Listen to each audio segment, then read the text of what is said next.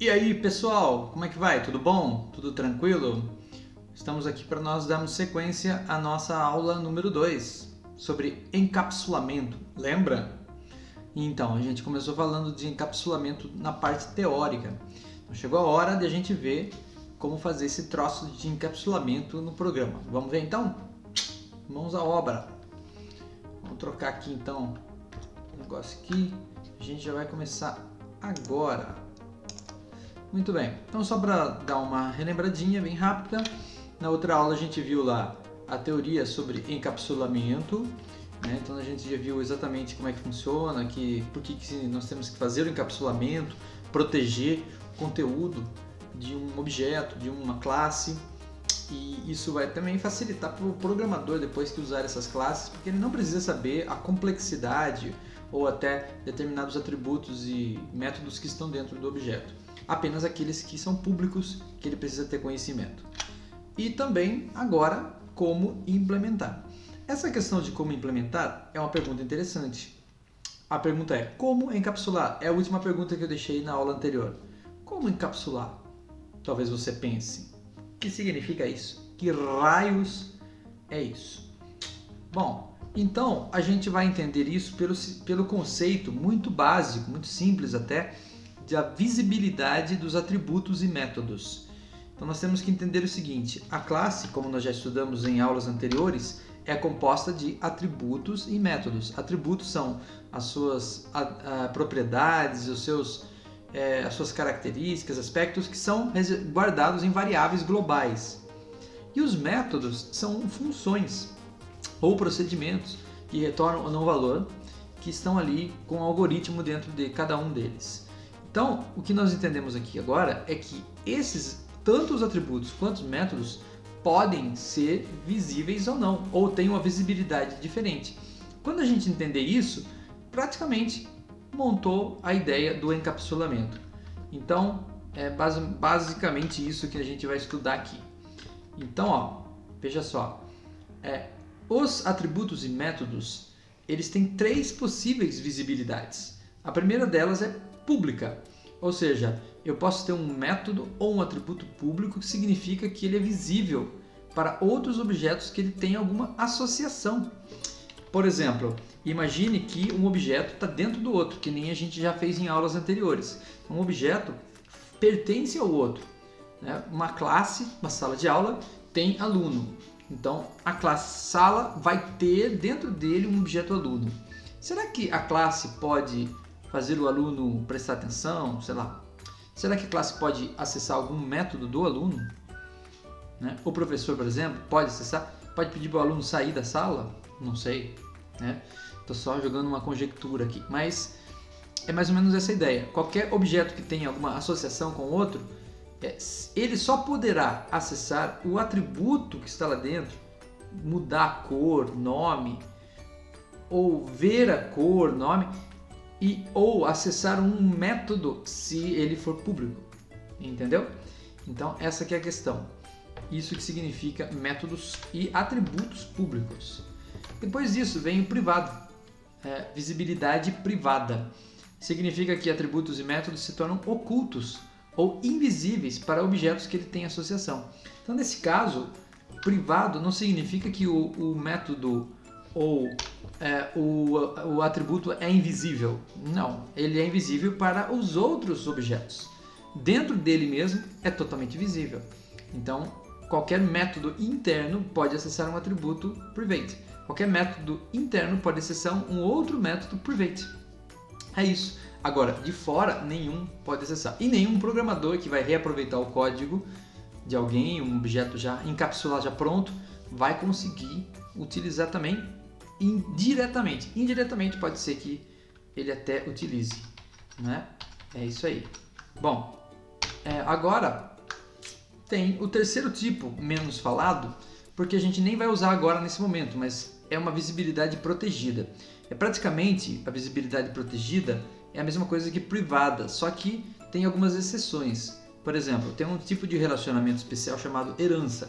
Quando eu faço uma herança e eu quero reaproveitar o código reaproveitar algum método ou atributo de classes que eu herdei, Então eu tenho que declarar elas protegidas, e aí a classe é privada mais ou menos, né? Ele permite uma certa liberdade apenas para classes associadas especiais.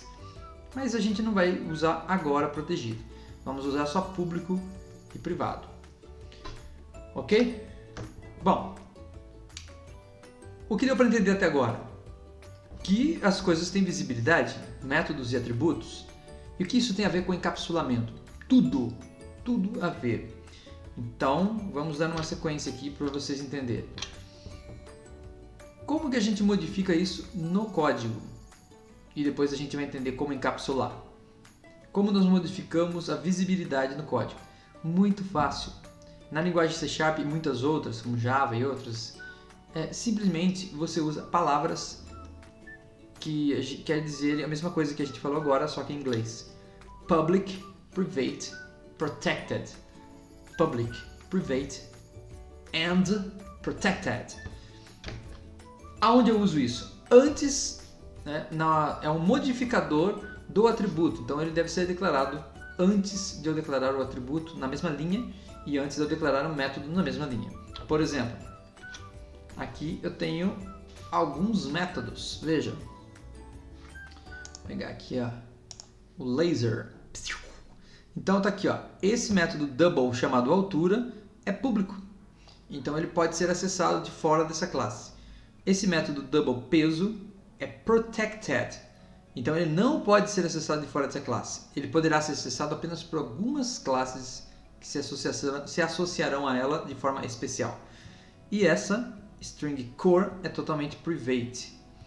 E esse método comer aqui é public, ou seja, pode ser acessado de fora também. Então é assim que a gente implementa no C#, e praticamente é assim que a gente implementa em outras linguagens também. Certo? Modificando ainda a visibilidade em outros detalhes aqui. Então, o atributo e método,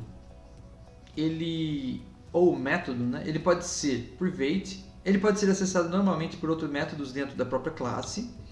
Outro detalhe, quando o programador instanciá-lo como objeto em outra classe, então os atributos e métodos privados não estarão disponíveis. Então, é o que acontece. Vai ver, ó, vamos fazer isso na prática. Então vamos jogar lá no Visual Studio, o famoso Visual Studio. Ah lá, estou lá no Visual Studio agora. Teletransportei para o Visual Studio.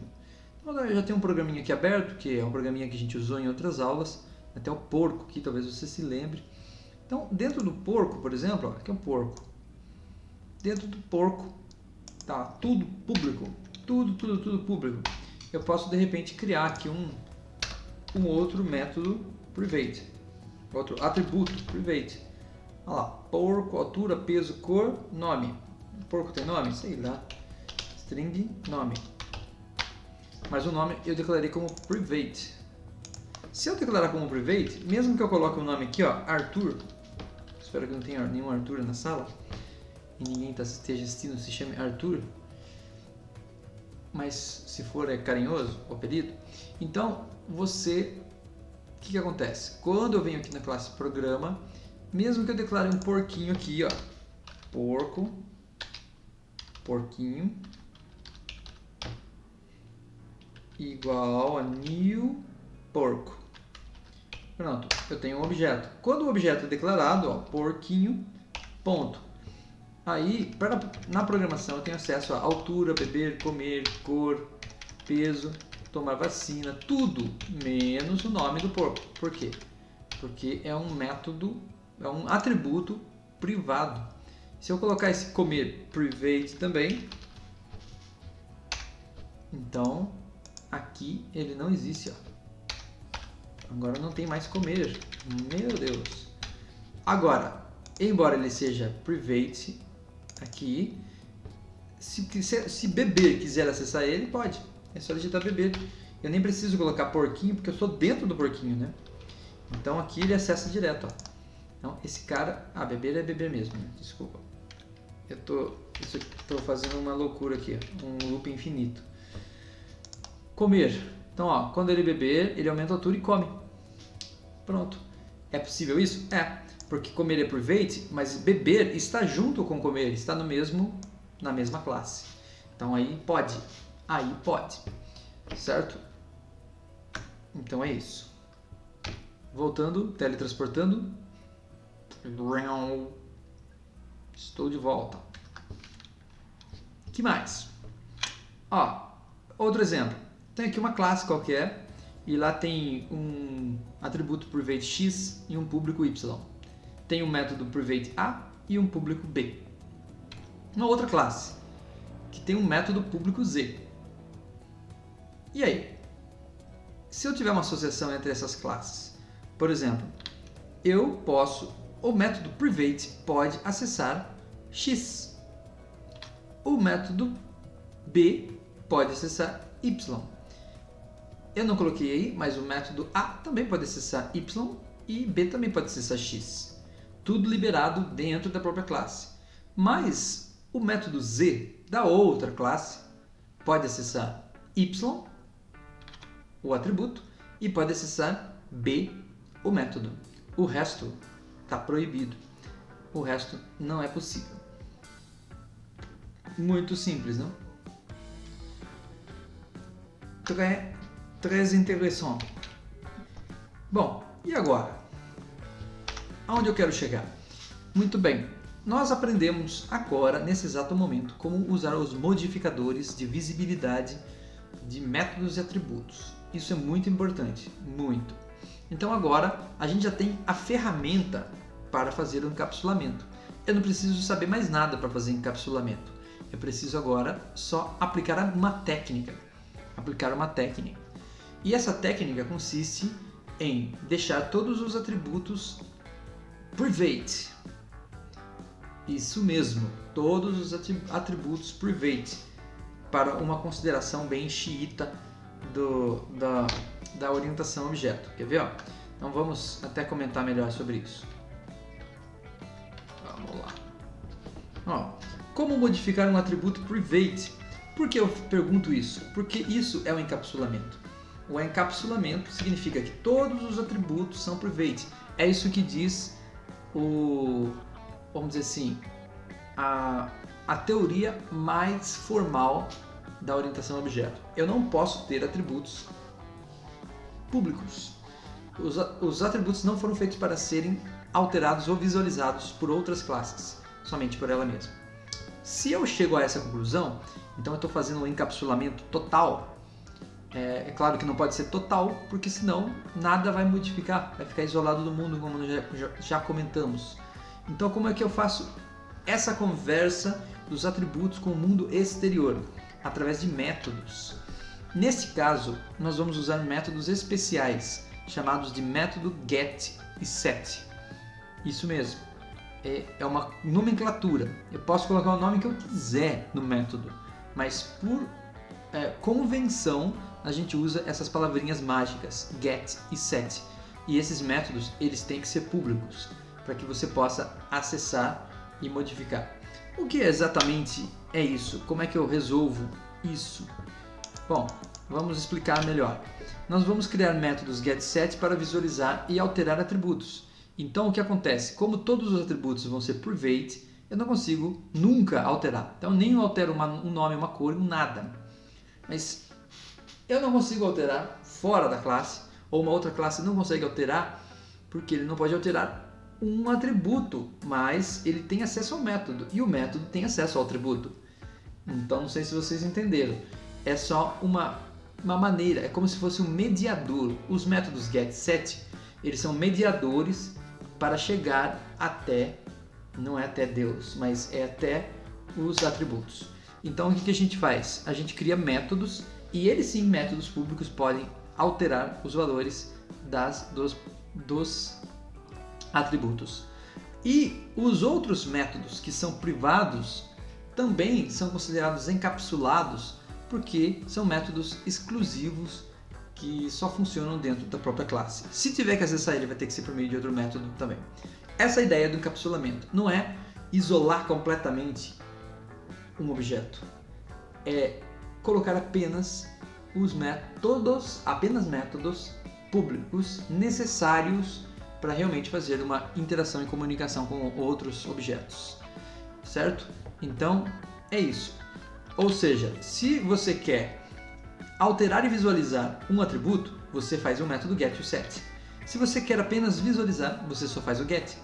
Se você quer apenas modificar, o que é muito raro, aí você faria somente o set, perdão. Agora, se você não quer permitir nem visualização nem alteração, então esqueça do método get e set. Não existe daí. Ele vai ficar sem. Ou seja, encapsulado total. Acho que vocês entenderam o que é encapsulamento, não é?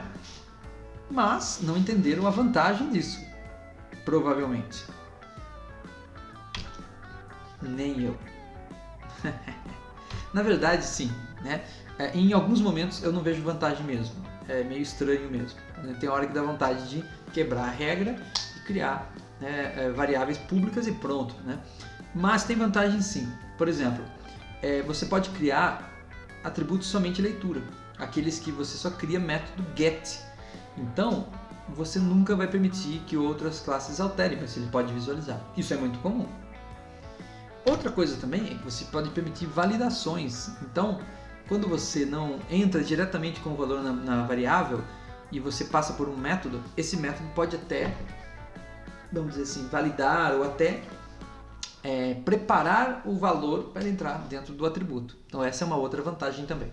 Mas esse é o conceito que a gente conhece da orientação a objeto. Bom, então a gente está chegando na ideia, está chegando no ápice da ideia. Agora a gente quer implementar então métodos get e set. Feito isso, eu já cheguei na ideia de encapsulamento. Então, para implementar métodos get e set, então a sintaxe básica para esses métodos é o seguinte: essa é a sintaxe para métodos set. Todos são público, sempre, óbvio, porque senão não faz sentido, continua encapsulado. Aqui eu não estou desencapsulando, eu estou usando a maneira correta de se trocar o nome ou trocar o valor de um atributo através de um método. Então, o método sempre público. Como é set, é sempre void, porque o set não retorna valor. O set é ao contrário, eu estou passando o valor para que ele altere a variável. Aí ele começa com a palavrinha set, sempre, para eu saber que ele é um set. Aqui vem o nome do atributo, que eu já defini. Aqui vem o tipo do atributo e uma variável para ser passada como parâmetro. Dentro do corpo da função set, apenas o nome do atributo igual ao parâmetro passado aqui. Pronto. Consegui alterar o valor do atributo como se eu tivesse enganado o programa. O método get. Bom, método get sempre público. Aí ele sempre vai retornar. O tipo do retorno é sempre o tipo do atributo. Aqui. Aí ele sempre começa com a palavrinha mágica get e o nome do atributo, aquele que eu criei, o mesmo que apareceu aqui. Não tem nada dentro aqui, porque eu não passo nenhum parâmetro, porque na verdade eu quero capturar. E apenas eu retorno o atributo, return atributo, que volta para cá.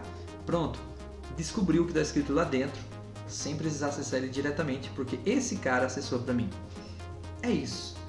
Vamos ver aqui um exemplo mais prático. Então tá lá, ó, private string cor azul. Não consigo alterar o valor, mas eu criei a função setCore. A função setCore passa uma variável tipo string, porque o atributo é string, c, e aí aqui dentro simplesmente eu jogo uma variável dentro da outra. Eu jogo o c que eu passei de parâmetro para cor. Pronto, alterei o valor da cor sem alterar diretamente na variável, e sim por meio de método. E aqui a mesma coisa, quero saber qual é a cor que está lá. Eu crio um método chamado um método público que retorna um string, porque ele é do tipo string, get cor. Tá vendo? Cor, cor, cor. Não tem nada aqui dentro, return cor. Aí ele retorna esse cara aqui. Então vamos fazer aqui, ó, dentro de um contexto mais real. Visual Studio. Teletransporte. Estamos lá no Visual Studio. Então, no contexto mais real, criei aqui o nome do porco. E agora? Agora eu crio métodos e get set. Public. Vamos começar pelo set. Então é void set nome. Nesse caso aqui. Passa para ele uma string chamado N. Tanto faz, o nome aqui é livre, tá? Mas geralmente muitos gostam de colocar o mesmo nome da variável. Pode isso, Arnaldo? Pode, porque aqui nome é uma variável, aqui é outra. Mas se eu fizer isso, vai dar um pouco de confusãozinha, porque aqui dentro nome é igual a nome. E agora? Agora ferrou, né? Então aí, ó, esse nome aqui tem que ser esse cara aqui. E esse nome aqui tem que ser esse cara aqui. Para eu diferenciar eles, eu uso a palavra this aqui. Pronto, isso é possível. E o método retorna uma string get nome. Aqui é mais fácil, é só dar um return nome. Pronto, esse é o padrãozinho. Aqui, ó, padrãozinho para todos os gets e sets possíveis. Dá trabalho? Dá trabalho. Se você tiver 20 atributos e quiser que todos sejam get set, aí dá trabalho. Só que lembrando, nem sempre isso é verdade. Tem atributo que não pode ser desencapsulado. Tem atributo, aliás, isso não é um desencapsulamento, né? Tem atributo que não pode ser acessado. Tem atributo que vai ser somente leitura. Então você vai fazer o get, mas não vai fazer o set. Você simplesmente apaga o set. E aí você tem um atributo somente leitura. Eu consigo saber que o nome dele é Arthur, mas não consigo trocar o nome dele de fora da classe. É isso. E aqui na classe, ó, o porquinho, ele tem, ó, get nome. Ó. Aí é o seu jeito de eu pegar o nome dele, ó. Eu posso jogar isso aqui no console aqui, ó. Console.writeLine. Vai funcionar do mesmo jeito. Vai jogar o nome do porquinho na tela. Vai jogar. É isso. Muito fácil. Ou não. Ou não. Fácil ou não? Não sei, tem que treinar um pouquinho, né? Então, a ideia do encapsulamento é justamente essa. Você vai ver em bastante lugares, você vai ver a implementação correta de um encapsulamento é essa. Não tem outra solução a não ser essa. Você vai ver que quando você usar objetos que outros desenvolveram, provavelmente ele vai também estar montado dessa forma. Você vai ter que usar, a não ser no C#, que tem o conceito de propriedades que a gente fala mais pra frente. Se for em Java, em outras linguagens, vai ter um monte de get, um monte de set, que são tudo atributos encapsulados. Ok? Perfeito? Bom, para concluir a nossa aulinha, quais são os próximos passos? Tira essa verruga daqui. Treine C# e, se possível, tem outra linguagem, como Java, por exemplo. Se você tiver oportunidade, faça os mesmos programinhas em Java, talvez vai funcionar, porque até agora praticamente é igual. Para as próximas aulas, nós vamos ver aqui, ó, outros conceitos interessantes da linguagem orientada a objeto. Métodos construtores, sobrecarga de métodos. O que é isso, caniço? A gente vai descobrir na próxima aula. Então, por enquanto, é isso daí, certo?